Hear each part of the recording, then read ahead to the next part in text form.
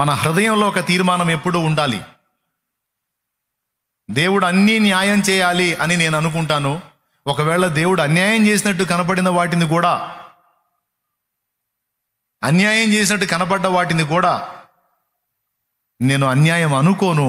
వాటి వెనక దేవుని అనంత జ్ఞానం, సంపూర్ణ న్యాయం ఉంటుందనే నేను నమ్ముతాను.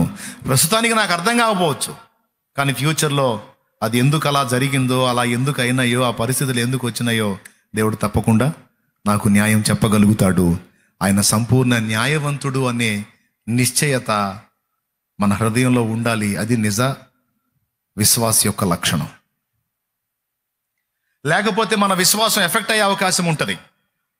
ఫర్ ఎగ్జాంపుల్, ఏబు లైఫ్ని తీసుకుంటే, ఏబు చాలా భక్తిపరుడుగా ఉన్నాడు, నీతివంతుడిగా ఉన్నాడు, యథార్థవంతుడిగా ఉన్నాడు, న్యాయవంతుడిగా ఉన్నాడు, యెహోవా యందు భయభక్తులు కలిగి చెడుతనం విసర్జించినట్టున్నాడు. ఒక రకంగా చెప్పాలంటే ఏబు పరిపూర్ణమైనటువంటి భక్తుడికి సాదృశ్యం లేదా నిలువుట అర్థం అండ్ సంపూర్ణ అర్థం లాగా ఏబు బతికాడు. తన దగ్గరికి వచ్చిన దీనుల్ని కరుణించాడు, ఆకలి కొన్న వారి ముఖం చూడలేదు, వాళ్ళకి హెల్ప్ చేశాడు, అన్యాయం అయిపోతున్న వాళ్ళని చూశాడు, వాళ్ళ పక్షంగా న్యాయం తీర్చాడు, వాళ్ళకి అన్యాయం చేసిన వాళ్ళ దవడ ఎముక మీద కొట్టి వీళ్ళ దగ్గర దోచుకున్న వాళ్ళ సొమ్ముని తీసుకొచ్చి తిరిగి వాళ్ళకి ఇచ్చాడు. ఈ కోణంలో చూస్తే ఏబు ఏ కోణంలో కూడా తేడా కనపడ్డాడు. కానీ ఏబుకు జరిగిన పరిస్థితులు చూస్తే, అబ్బా సర్వశక్తుడు నాకు అన్యాయం చేశాడు అంటాడు ఏబే. నేనేం తక్కువ చేశాను? నా ఆస్తులు పోయినాయి, అంతస్తులు పోయినాయి, గాడిదలు పోయినాయి, ఎడ్లు పోయినాయి, ఒంటెలు పోయినాయి, ఆస్తులు అంతస్తులు పోతే పోయినాయి. నా 10 మంది పిల్లలు ఒక్క దినమందే చనిపోయారు. ఇంత కడుపు కోత నాకెందుకు మిగిల్చాడు? ఇంత గుండె కోత నాకెందుకు మిగిల్చాడు? ఇంత దరిద్రం నాకు వచ్చేటట్టు ఎందుకు చేశాడు అని ఏబు ప్రశ్నిస్తాడు. చివరికి ఏబు గెలుస్తాడా, దేవుడు గెలుస్తాడా? ఎవరికి తెలుసయ్యా? మేము చదివితే కదా తెలియటానికి. ఆ ఏబు అని నువ్వు చెబితే వింటమే కానీ మేము చదివింది లేదు, పాడలేదా? కొంతమంది చదివిన వాళ్ళు ఉన్నారు. ఫైనల్ ఏంటో మీరు చెప్పండి. నాది తప్పని దేవుడు ఒప్పుకుంటాడా, ఏబు ఒప్పుకుంటాడా? ఏబేనన్నా అన్నోళ్ళు చేతులు ఎత్తండి. అంటే మీకు ఒక గట్టి నమ్మకం ఏంటంటే దేవుడు ఎట్ట ఒప్పుకుంటాడు నాకు తప్పైందని? ఒప్పుకుంటే ఏబే ఒప్పుకోవాలనేది మీ నిశ్చయిత. నిజమే మీరు అనుకున్నది. చివరికి ఏబే అంటాడు, నా జ్ఞానమునకు మించిన సంగతులను గూర్చి నేను మాట్లాడి తిని. ఇప్పుడు ఏబు నాకు ఇంత అన్యాయాలు జరిగినాయి, నన్ను దేవుడు ఇలా చేశాడు, బికారోని చేశాడు, సరే అన్ని పోయినాయి వదిలే, నా శరీరంలో ఆరోగ్యం కూడా తీసేశాడేంటి? నాకు ఈ రోగాలేంటి? నాకు ఈ గీక్కునే జబ్బేంటి? ఏంటి నాకు ఈ బాధలేంటి? ఆఖరికి కట్టుకున్న భార్య, ఒంగొంగి దండాలు పెట్టే భార్య కూడా దేవుణ్ణి దూషించి సావరాదని అంటుంది. నా పనివాళ్ళు నన్ను అపహాస్యం చేస్తున్నారు, నా స్నేహితులు నన్ను ఎగతాళి చేస్తున్నారు, నాదే తప్పు అంటున్నారు. ఏమిటి నేను చేసిన తప్పు? దేవుడు ఎందుకు నాకు ఇంత అన్యాయం చేశాడని అల్లాడిపోతాడు ఏబు. ఇలా విలపించినటువంటి ఏబు చివరికి ఏమంటాడో తెలుసా? పాపం ఏబు ఇలా మొత్తుకుంటుంటే దేవుడు ప్రత్యక్షమై, సుడిగాల్లో ఆయన ప్రత్యక్షమై ఏబుతో మాట్లాడే మాటలండి. అన్ని పోయి ఇల్లు ఒళ్ళు గుల్ల ఏబు ఎడుతుంటే, నాకు సమాధానం చెప్పవయ్యా, నాకు ఎందుకు ఇంత అన్యాయం చేసావని ఏబు అడుగుతుంటే ఏం లేదంటాడు దేవుడు. నేను భూమికి పునాది వేసినప్పుడు నువ్వు ఎక్కడుంటివి అంటాడు. అసలు ఏబు అడుగుతుంది, నాకెందుకు ఇంత అన్యాయం చేసావని ఏబు అడుగుతుంటే ఏనొచ్చి, నేను భూమికి పునాది వేసినప్పుడు నువ్వు ఎక్కడున్నావు? అది కదలకుండానట్లు స్థిరముగా దాన్ని స్థాపించినప్పుడు నువ్వు ఎక్కడున్నావు? ఉదయ నక్షత్రములు ఏకంగా కూడి పాడినప్పుడు దేవన దూతలందరూ ఆనందించి జయధ్వనులు చేసినప్పుడు నువ్వు ఎక్కడున్నావు? దానికి మూలరాతిని స్థాపించిన వాడెవడు? నేను చేసిన మకరం గురించి నీకు తెలుసా? గాలం వేసి దాన్ని పట్టగలవా? నేను చేసిన నీటి గుర్రం గురించి నీకు తెలుసా? అరే నాకెందుకు అన్యాయం చేసావయ్యా, నాకెందుకు ఈ బాధలు వచ్చినాయా అని నేను అడుగుతుంటే నాకు న్యాయం చెప్పకుండా, నేను చేసిన మొసలి గురించి నీకు తెలుసా, మకరం గురించి నీకు తెలుసా, నీటి ఏనుగు గురించి నీకు తెలుసా, గుర్రం గురించి తెలుసా, నిప్పుకోడి గురించి తెలుసా, గాడిద గురించి? ఏంది ఇది? నేను అడుగుతుంది ఏంది, నువ్వు చెప్పేది ఏంది? అనాలి కదా ఏబు, అల్లా. అదే ఆశ్చర్యం. మనమైతే ఖచ్చితంగా అనేది అదే. అసలు నేను అడుగుతుంది ఏంది, నువ్వు చెబుతుంది ఏంది దేవా అనేది మనం అడుగుతాం. కానీ ఏబు మళ్ళా కాసోదోడు కాదు. ఏబుకి బుర్ర ఉంది.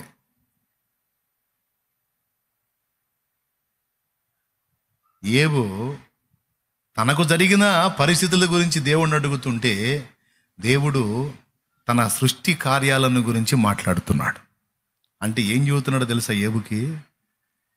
నేను సృష్టిని కాదు ఏబు, సృష్టికర్తని. అన్నిటినీ నిర్మించిన వాణ్ణి, అన్నిటినీ చేసిన వాణ్ణి. అంటే అన్నిటితో పాటు నీకు కూడా లైఫ్ని ఇచ్చిన వాణ్ణి. నాకు తెలియదా ఏది ఎలా చేయాలో అనే మాట చెప్పకనే చెప్పాడు. అది దేవుడి సమాధానం. ఇన్నిటినీ చేసిన వాణ్ణి, దేన్ని ఎలా సిద్ధపరచాలో, దేనికి ఎంత బలం ఇయ్యాలో, దేన్ని ఎలా ఏ విస్తీర్ణంలో ఉంచాలో అన్నిటినీ పక్కాగా నియమించిన వాణ్ణి. నీ లైఫ్ని ఎలా డిజైన్ చేయాలో నాకు తెలియదా? తెలుసు నాయన. తెలిసినప్పుడు మరి నన్ను ఎందుకు వ్యతిరేకంగా మాట్లాడావు?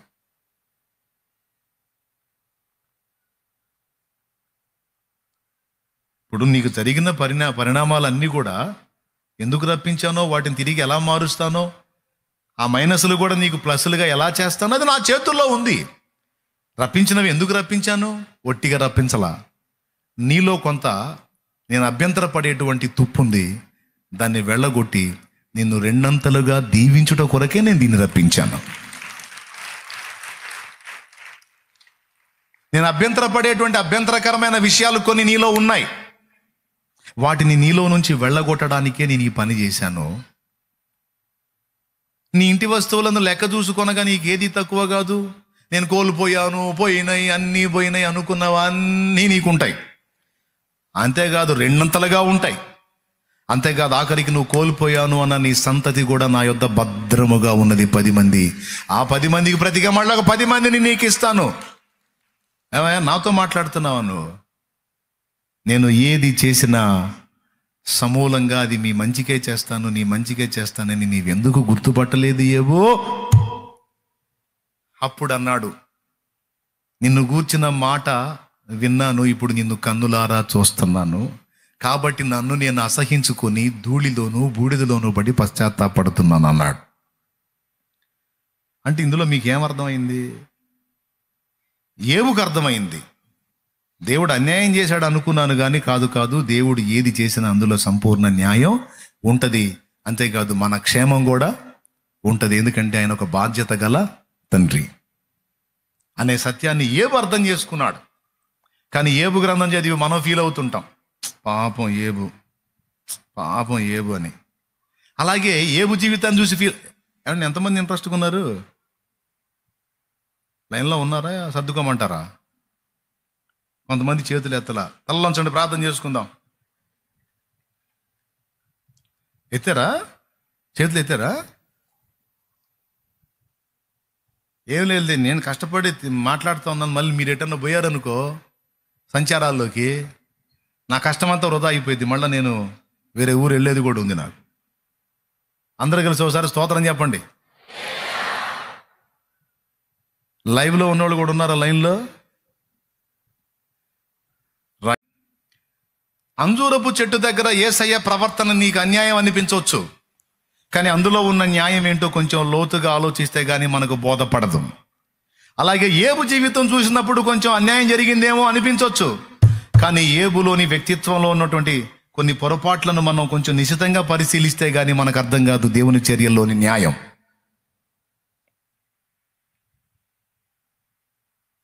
హల్లెలూయా, హల్లెలూయా. ఏబుకు 2 పాఠాలు నేర్పడానికి దేవుడు పూనుకున్నాడు. ఈసారి ఎప్పుడన్నా చెప్తాలే, గతంలో చెప్పాను, మరికొంత సమాచారం ఈసారి ఎప్పుడన్నా అందిస్తాను. 2 పాఠాలు దేవుడు ఏబుకు వంట పట్టించాలని పూనుకున్నాడు.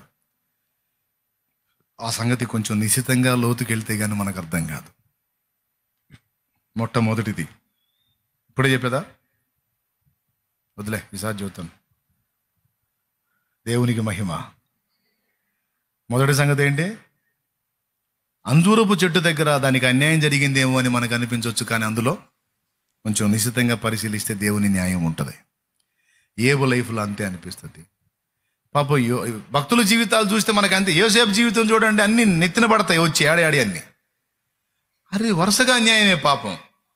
సొంత వాళ్ళ చేత ద్వేషించబడటం, అమ్మ పడటం, సంతలో పశువుని అమ్మినట్టు అమ్ముతారు యోసేపుని.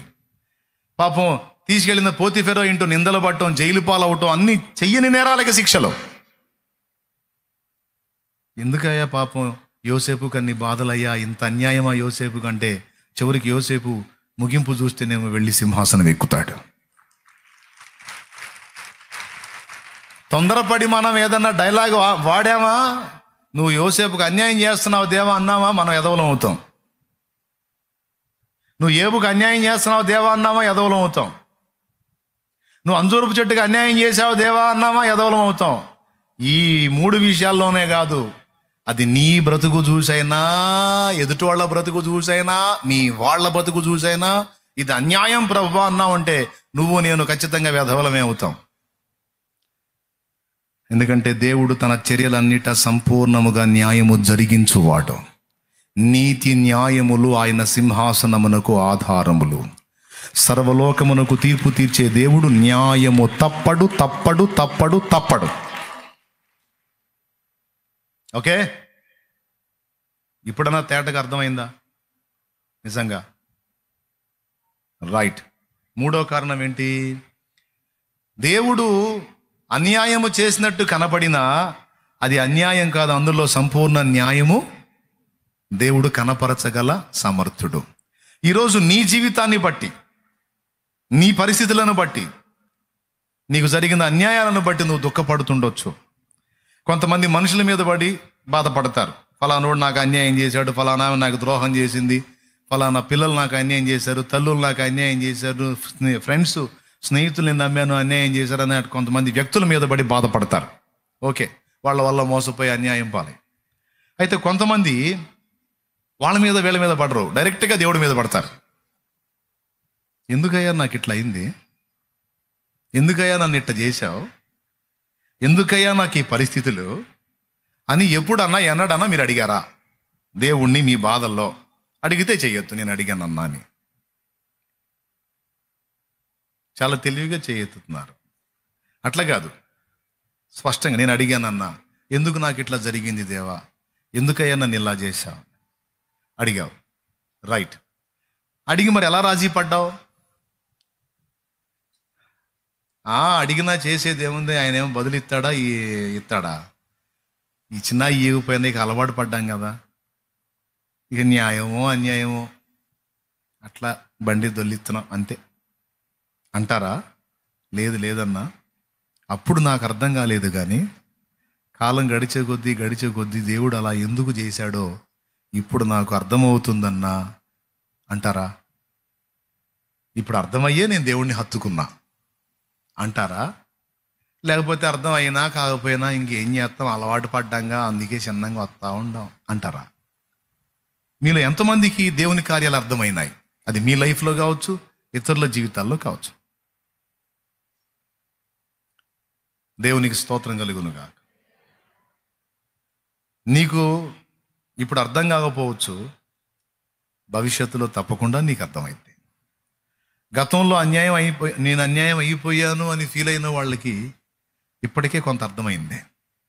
ఒకవేళ అది అలా జరగకుండా ఉంటే, నేను ఇలా ఉండేదాన్ని కాదు, ఇలా ఉండేవాడిని కాదు ప్రభువా, నాకు అర్థమైంది, నువ్వు ఎందుకైనా ఇలాంటి పరిస్థితిని అనుమతించావు, నీకు స్తోత్రం అని కొంతమంది ఇప్పుడు దేవుణ్ణి, ఒకప్పుడు నాకు అన్యాయం చేశావని సణిగిన వాళ్ళు ఇప్పుడు దేవుణ్ణి గట్టిగా హత్తుకునేటువంటి మెట్టును కూడా కొంతమంది కలిగి ఉన్నారు ఇప్పటికే.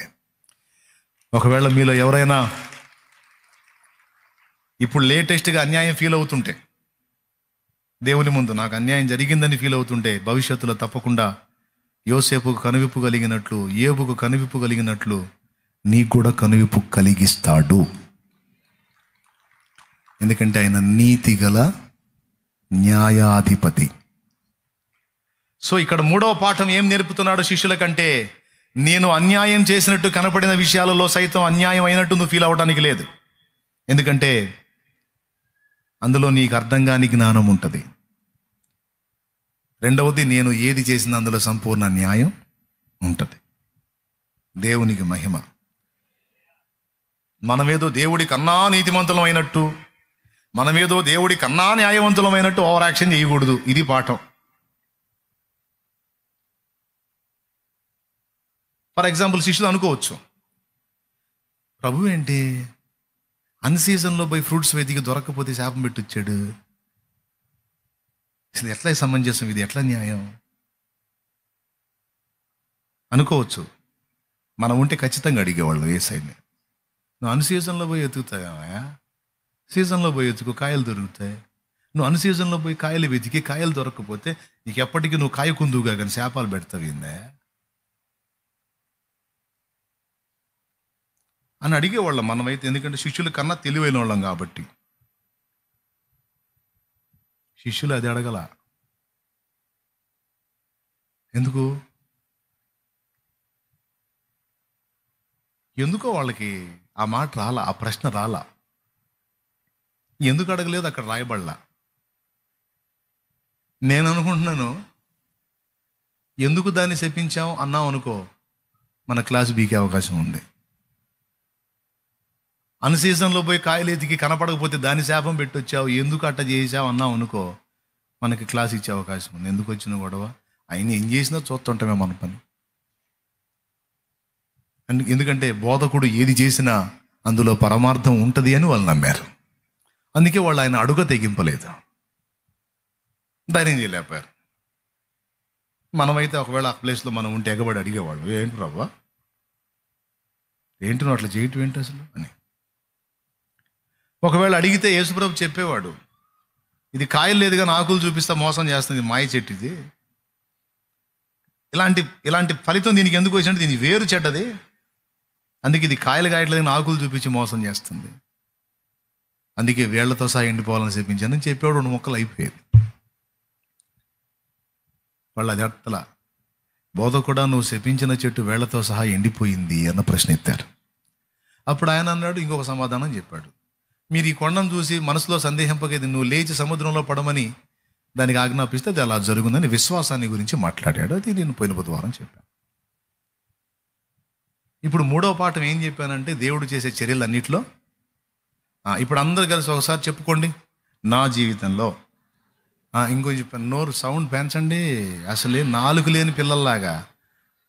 దేవుడు పెద్దగా మీరు చెప్పండి, మీరు చెప్పండి. దేవుడు నా జీవితంలో ఏది అనుమతించినా అందులో సంపూర్ణ న్యాయం ఉంటుంది. అది ఏదో ఇప్పుడు అనుకోవటం కదా, ఎప్పుడు అనుకో. ఓ దెబ్బ తగిలిందా, న్యాయమే, నాకు ఇది న్యాయమే, నువ్వు తప్పు చేయవు. ఒక ఇబ్బంది కలిగిందా, న్యాయమే, ఇది న్యాయమే, నువ్వు అన్యాయం చేయవు, తప్పు చేయవు. ఏదన్నా నష్టం కలిగిందా, న్యాయమే. ఎరా అన్నిట్లో న్యాయమేనా, మరి ఇంకేమంటావేంది, ఇప్పటిదాకా అదేగా చెప్పింది. కాబట్టి దేవా, తీర్పు తీర్చున్నప్పుడు నీవు నిర్మలుడుగా అగుపడతావు, నీ చర్యలన్నిట న్యాయం ఉంది.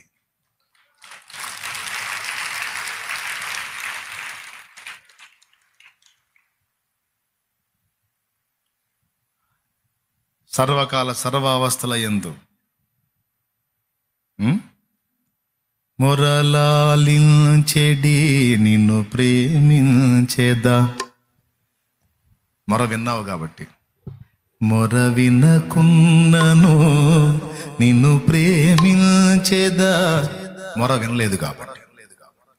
మరి వింటే ప్రేమిస్తాం కానీ వినకపోతే ఎట్ట ప్రేమిస్తాం అంటే, మీకు తెలుసా, మన మొరలో కొన్ని దేవుడు వినకపోవటమే మనకు మంచిది. నిజమా అండి? కొన్ని మనం చేసే ప్రార్థనలు ఎట్లా ఉంటాయి తెలుసా, మన ముఖం మనమే బగలగొట్టినట్టు ఉంటాయి. నిజంగా దేవుడు చేసే గొప్ప మేళ్ళలో ఒక మేలు ఏంటంటే, మనం అడిగిన అన్నిటికీ జవాబులు ఇగిపోవటం. ఇచ్చాడంటే సత్తం.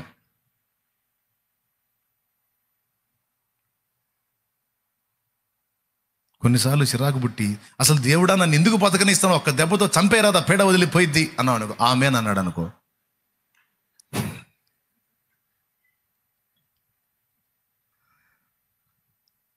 గుట్టుకుమని సత్తావు. ఇదేంది నన్ను చంపేసావు ఏంది నాయన అంటే, నువ్వు అన్నావు కదా ఒక దెబ్బతో చంపేరాదా అన్నావు కదా. ఆమెనన్నాను. అదేదో ఆవేశంలో అంటే అట్ట అంటావా ఏంది ప్రభా? దేవునికి స్తోత్రం కలుగును గాక. హల్లెలూయా. చాలా ప్రార్థనలకి జవాబులు ఇవ్వనందుకు దేవునికి స్తోత్రం, చాలా ప్రార్థనలకు జవాబు ఇచ్చినందుకు దేవునికి స్తోత్రం. 8,000 ఉద్యోగం, 8,000 జీతం వచ్చే ఉద్యోగం కోసం ఓ తమ్ముడు అడిగాడు నన్ను, ప్రార్థన చేయనని. భారంగా ప్రార్థన చేశా, ఉద్యోగం వచ్చేటట్టు. ఎంత జీతం? 8,000. ఇది జరిగి ఇంచుమించు ఒక 10 ఏళ్ళు అయింది.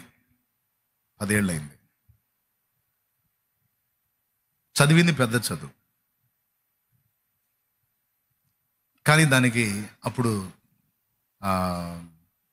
మంచి రేటింగ్ రాలా. దానివల్ల పాపం తన చిన్న జాబు కూడా సిద్ధపడి వెళ్ళాడు. ఇంట్లో కష్టంగా ఉంది. 8,000 రూపాయలు జీతం. ఆ 8,000 వచ్చినా నడుస్తుంది, ఇంట్లో ఇబ్బంది లేకుండా అని.